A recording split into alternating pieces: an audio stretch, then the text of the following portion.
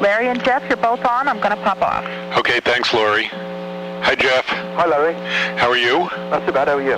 Good. Where are you today? I'm in LA. I see. Do you live there now? Yeah, for quite a while. I see. Well, I know everyone is really excited about the Beatles stuff that's going on. I know for a lot of fans of yours, particularly dating back to the ELO days, they must think of what you got involved with and say, geez, this must be a dream come true kind of thing for you. Is that the way you feel about it? Oh, absolutely. I mean, when I was first asked, if I'd like to help with it, I was just like, silly, over the moon type of thing. Mm-hmm. Then I started to think, like, well, hang on, this is quite hard. It's quite a hard thing to do. And then I got the tape of what we were going to work with, and it had a lot of technical problems, but we overcame them, and hopefully made a great record. So I know that there were two cuts you worked on, Free as a Bird and Real Love? That's right. There was one other one that we started and didn't finish. Yeah, I heard something about that one, and from what I read, there was something like it may or may not get finished in the future. Is that where it stands now? Yeah, it's one that we were going to do, but all the words weren't complete on it, and so they decided to do Real Love instead. I see. Now, I know that George Martin is going to be credited as producer of the album itself, but was he involved at all in the cuts that you were working on? No, George wasn't involved with these new ones, no, but he was real busy redoing all the old ones, from all out of the vaults, which was amazing amount of work. And so you did mention that there were problems in dealing with it. What was it? The problem with the tape itself, or just tell me what was involved in doing this thing? The main problem was that because the tape was an old cassette, really, is all it was. But, was the technical problem of getting rid of all the noise off it, which we did, and there were clicks on it, and there was a hum, and things like that. Which we did with computer with a friend of mine called Mark Mann to clean it up, and then once we got in the studio, then all the Beatles played on it. And was it just you and the three remaining Beatles in the studio? Yeah, plus the two engineers, Jeff Emerick, of course, famous Jeff Emerick, who engineered most of the Beatles records. Right. And his assistant, John Jacobs. I see. And so, now did you play on the cut at all, or it was just the other? Just the Beatles. That's the only people who played. That was one of the things I really sort of wished for, was it would just be them playing, no outside musicians on it. I mean, obviously, there's a kind of morbid thing to this with John not being alive to be there. Could you describe what the feeling was being in the studio and doing this as far as Lennon's presence or non-presence was? Yeah, I mean, obviously, when I was asked to join in on this project, I had some feelings about, it's a bit, I hope John's going to like it, or something, those kind of feelings. But then I also knew that they were going to do it anyway, so if I didn't help them, somebody else would, and I really wanted to do it, so it was a double kind of feeling. And then once I realised how much they wanted to do it, and Yoko, and they all wanted to do it, and with the, total integrity and keeping John, as, that was the word, I can't even think. Thinking of John while they're doing it, with love and care is what I'm trying to think. Lots of love and care involved, and it wasn't taken lightly, it was done. A lot of thought went into it. Total thought. But the question was, I've slipped off it somehow. What was it? Well, I was wondering was there anything, was it sort of eerie doing it, or was it more like something really moving where the Beatles felt rather kind of, I guess, touched in a way, or moved or emotional to be there doing something like this? I think once we got it underway and it started to sound really good, and we started getting into big bit, they were really happy with it. And also, I think what they described it as was it's like John's gone down for a cup of tea, you know, or for a bit while they're working on it. Mm-hmm. Which is something that used to happen. Like one of them would go for a cup of tea at some point. That kind of feel. That was the way they described it. The way they felt to me. I mean, I guess at some point in the whole thing, given that going out for a cup of tea feeling, did it ever feel like maybe John was going to pop back in or something like that? Not quite. But you know, it was all done with the greatest, you know, spirit. Everybody was pulling together to get the best. Did they add harmony vocals to John's vocal? Oh yeah, and in fact, George and Paul both take a bridge on their own, so there's actually three of them singing lead vocal on the record. Great. Doing harmonies behind John as well. Did you get any sense from the Beatles that doing a recording like this had some type of psychological meaning to them, and that there was like that by reconvening after all these many years that they were finding some sort of closure or something like that and doing something like this? The only thing I can say really is probably that I know they didn't really like the way it ended last time, you know, with Let It Be and all that stuff. Mm-hmm. It ended on like a bit of a strange note, and it didn't really end. It sort of I don't know, it just disappeared. It didn't really, it didn't end properly, you know, like a nice ending. Mm-hmm. And I think the way that this is doing the anthology and all this, you know, wonderful footage and the great stories that they're all telling is a great ending to it, you know. Mm-hmm. Mm-hmm. Tell me about the cut Real Love. I mean, I've heard a lot about Free as a Bird, but where did Real Love come from? Real Love just came on a cassette again. Yoko had it, and she gave them the cassette, and we all listened to it. I had it for, you know, a week or two to listen to think of ideas and things, and more or less the same process. We went in, had to clean it up. This one, it was even noisier than the previous one. Mm-hmm. So it needed quite a bit more of that work, technical work on it, to get it into a shape so it could be actually used as the master vocal. Mm-hmm. Mm-hmm.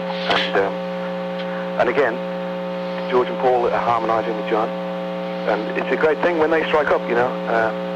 George and Paul sing together, it sounds just like the Beatles. It really does. Even like in the kitchen or somewhere, you know. Have you gotten to hear the entire album yet yourself? Not the entire album, no. I've heard lots of great bits, you know, that are amazing. I mean, I've heard loads of it, but there's so much of it that I've only heard probably a third of it. Aside from the cuts that you worked on, was there anything that particularly stood out for you as being something that Beatles fans should look forward to? Oh, loads of it. There's so much of it. The different versions of songs, different takes, but even different total arrangements, different time signatures of famous songs that you know, but played in a whole different, like a waltz time, things like that. Mm-hmm. Mm-hmm. Like them just running through ideas, you know. But it's fascinating to see. The one thing I do know is that how hard they used to work, you know.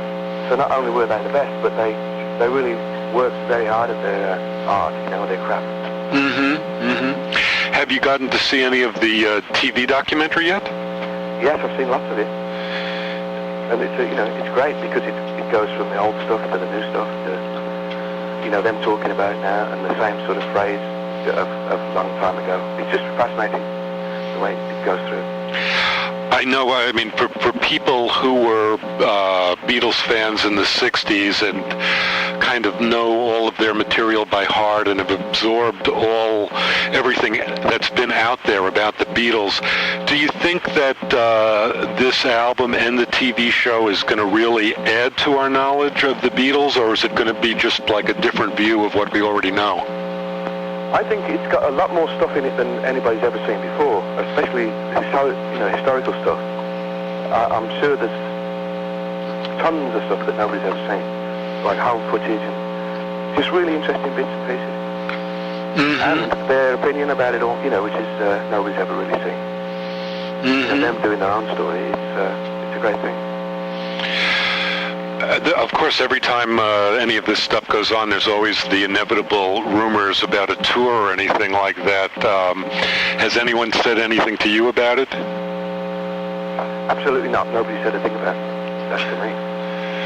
If, I mean, just to hypothesize, and if, you know, the Paul, George, and Ringo came to you and said, hey, we are going to do it, we're going to go out there and do a tour, we want you to be involved in some sort of capacity as a ranger or whatever, would that be something that you would jump at?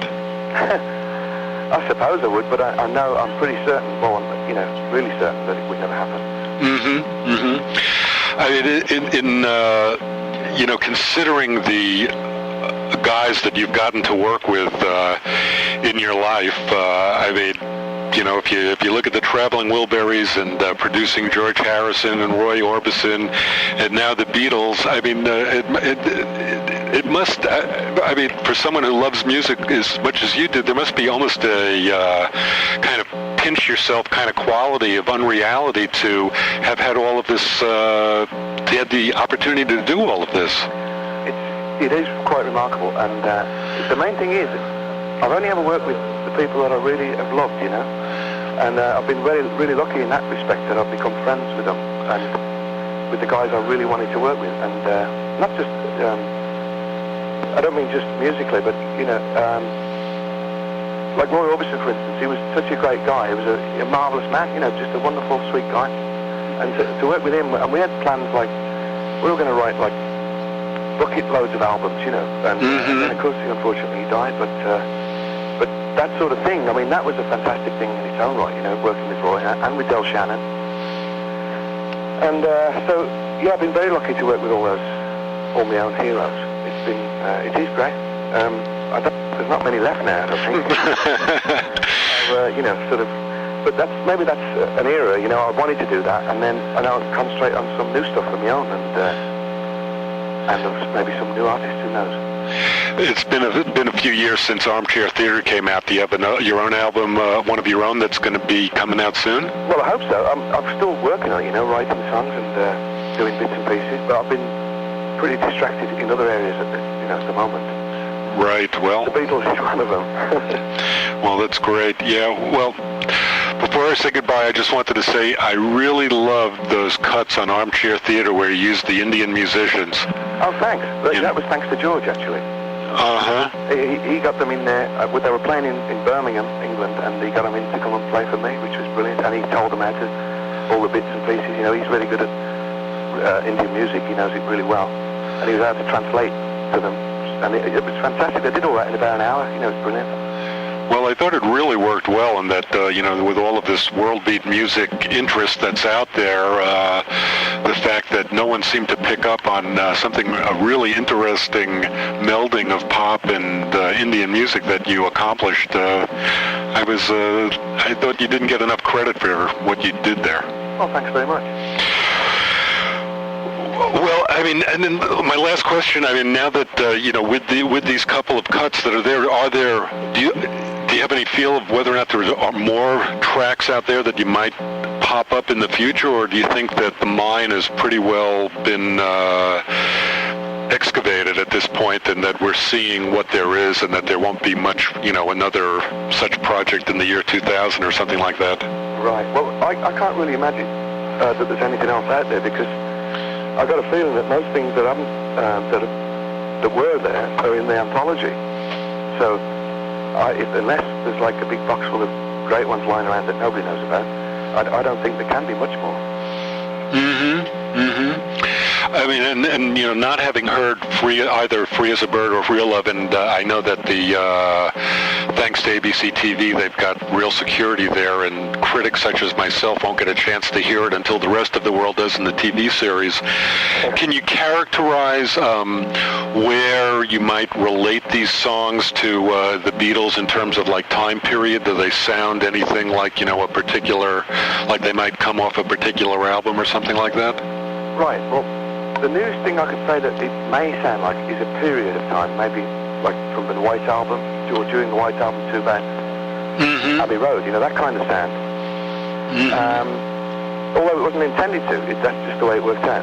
It was intended to not sound like any period at all, but I think, to me, that's the sort of era it sounds like. But it doesn't sound like it was recorded then either. It's a strange thing because it sounds like a new recording, but it's, you can't put your finger on it. But that's what I would say. So is there something kind of 90s about it where someone might not wouldn't listen to it and say, oh, that's like an outtake from the White Album? Well, I wouldn't go that far because, obviously, the funny thing with tape, it really sounds, I don't know why it does, tape ages, right? It's sort of, tape has got a stamp on it, just the sound of the tape. Mm-hmm. I don't know what that is either. I can never figure that out. Uh-huh. It's probably just lack of top end or something, or lack of bass or something, but I wouldn't think you could get mixed up with it, no. But, when it was done. And the idea was to make it timeless, so it didn't sound like it was done in any particular time. Gotcha. Right. Well, hey, Jeff, thanks so much for taking the time to talk to me today, and, hey, looking forward to hearing it. Great. Thanks, Larry. Take care. Cheers. Bye-bye. Bye.